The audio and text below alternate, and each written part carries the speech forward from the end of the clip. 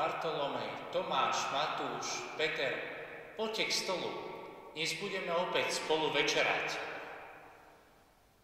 Milí kamaráti, my vieme, že Pán Ježiš často stoloval so svojimi učeníkmi i s ďalšími ľuďmi, ako vidíme aj na obrázkoch. Spoločne jedli, obedovali, aj večerali často. A tak aj dnešný večer Pán Ježiš pozýva svojich apoštolov, učeníkov, aby spolu jedli. Táto večera však bude špeciálna, bude poslednou večerou. A tak na začiatku večere Pán Ježiš vstáva od stola a robí jedno špeciálne gesto. Zoberie čbán s vodou a umýva nohy svojim učeníkom. My vieme, že predtým, ako ideme spoločne jesť v našich rodinách a domácnostiach, ideme si umyť ruky. Vo vtedajšej dobe si umývali aj nohy po celodennej práci a námahe. A túto službu konal sluha, otrok. Pán Ježiš stáva od stola a umýva svojim učeníkom nohy, aby nám dal príklad, že aj my si navzájom máme umývať nohy. Máme si navzájom pomáhať, robiť dobré skutky. A potom už všetci spoločne zasadnú k večeri, k stolu. Pán Ježiš pri tejto poslednej večeri spraví niečo výnimočné. Keďže vie, že už onedlho bude ukrižovaný, vezme do rúk chlieb, vzdáva vďaky, modlí sa, pozdvihne oči k nebu a hovorí slová: Vezmite, toto je moje telo. Láme tento chlieb a dáva svojim učeníkom, aby z neho jedli. Každému dáva časť.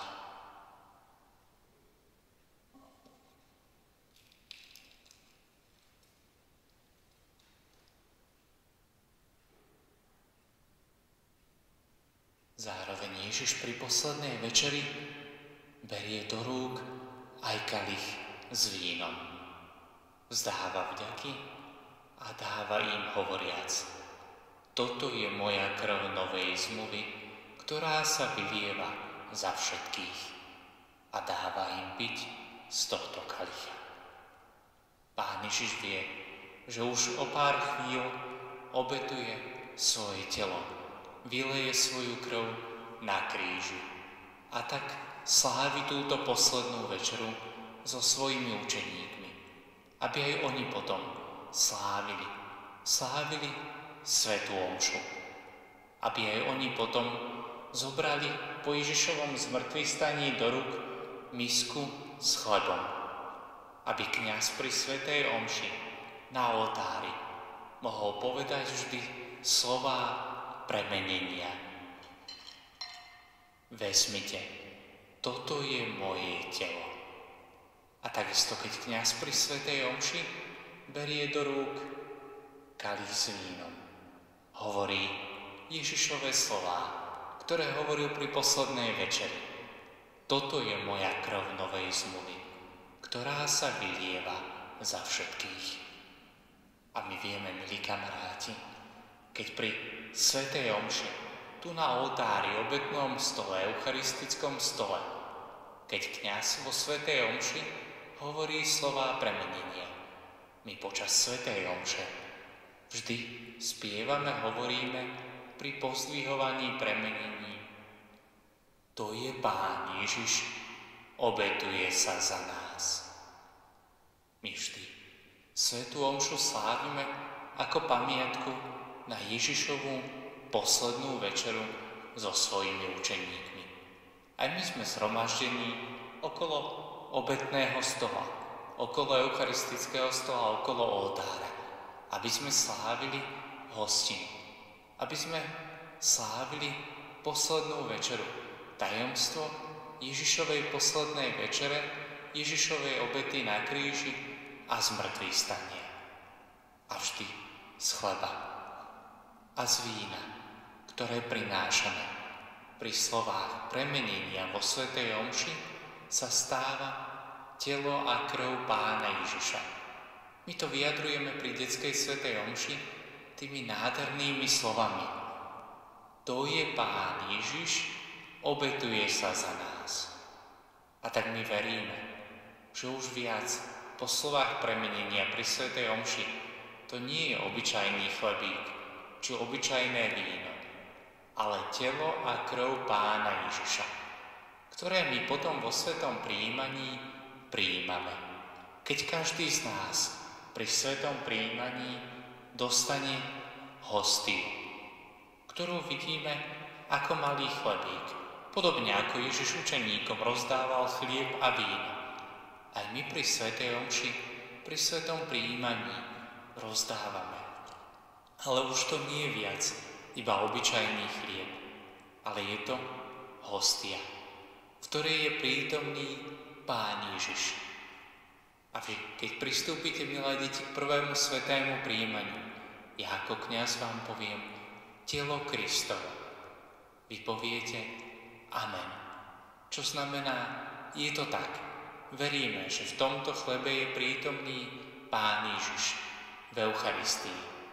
Potom príjmete na ruku tento chlebík, telo Kristovo, eucharistický chlieb, ktorý už viac nie je obyčajným chlebom. A príjmete do svojho vnútra Pána Ježiša.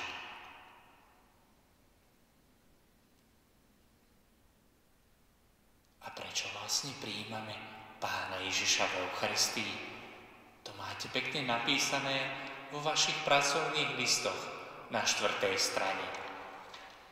Pán Ježiš už pri poslednej večeri, keď stoloval, jedol so svojimi učeníkmi, túžil, aby bol stále s nimi. Prijal si želal, aby my sme slávili pamiatku poslednej večere, ktorá však nie je iba nejakou jednou sentimentálnou spomienkou, ale ktorá je živým sprítomnením poslednej večere obety Pána Ježiša na Kalvárii, ktorý nám dáva svoje telo a krv.